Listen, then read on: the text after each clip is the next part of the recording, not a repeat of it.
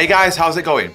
If this is your first time watching any of my videos, my name's OwenAlec, and on this channel I do everything drum related. So that's drum covers, tutorials, gear reviews, tips and advice, and even vlogs. So if this is your first time here, please do consider subscribing and hit the bell so you never miss a beat.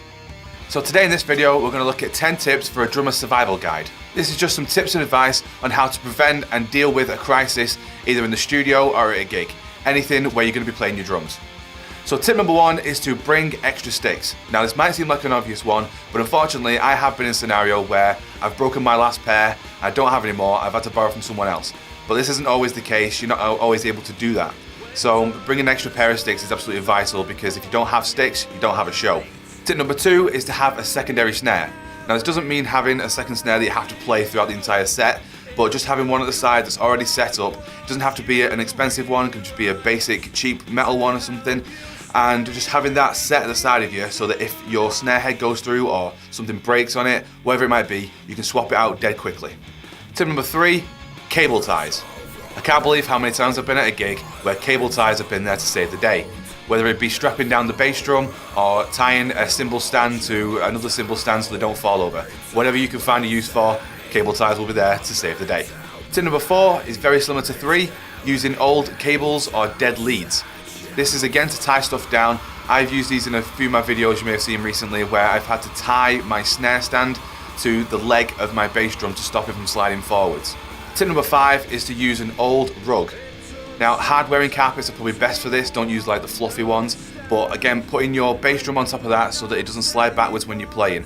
I have played several gigs where there's been no carpet down and I've spent the entire set trying to pull the bass drum back towards me, and the entire set was absolutely ruined because I'm not concentrating on the music, I'm making mistakes, I'm having to keep pulling the bass drum back towards me. I'm sure many of you guys out there, if you are seasoned musicians, have come across the same problem. So for any beginners out there, it's an absolute must to have an old piece of carpet. In addition to five, tip number six is using anything else that you can find at a venue to stop the bass drum from sliding, because this is a massive issue.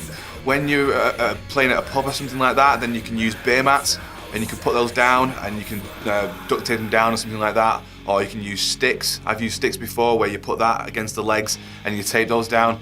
Whatever works. I mean, you're limited by your imagination on that one. Tip number seven is kind of a controversial one. It's something that saved my bacon on a few occasions, where you use your sticks to tighten wing nuts. Now a lot of people say don't over tighten stuff because that's just going to make the problem worse, which is true, but sometimes when you're at a gig and it's just the cymbal keeps falling or whatever just keeps getting loose, you need to tighten something there and then, and you kind of deal with the consequences afterwards.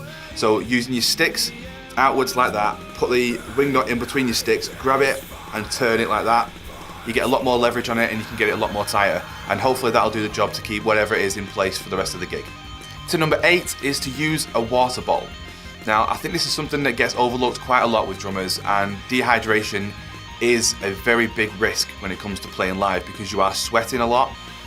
You're really going to start running out of energy, and just having a water bottle next to you can really make the difference between you getting fatigued and having a great set.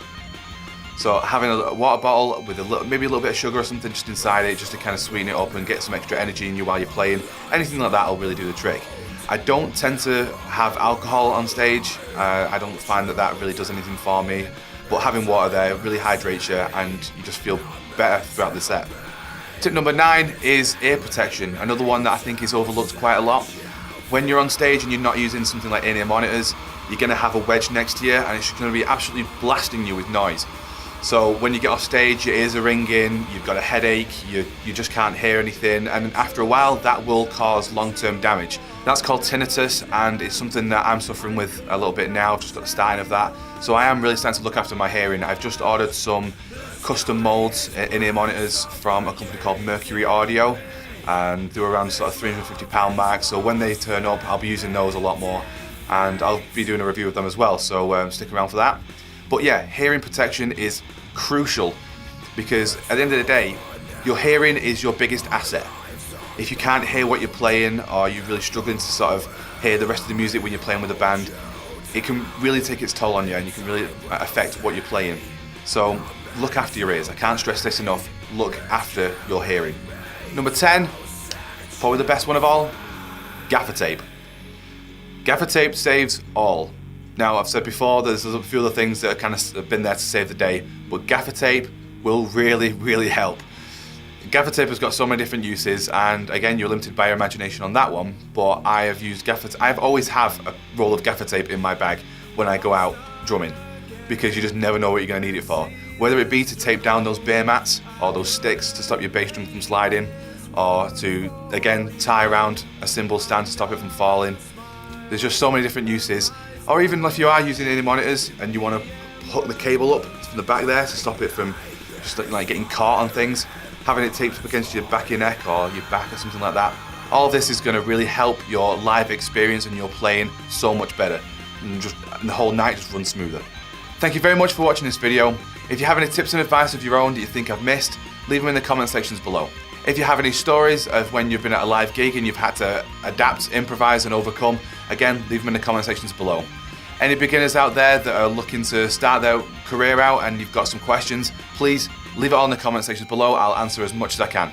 Thank you very much. I'll see you in the next video, guys.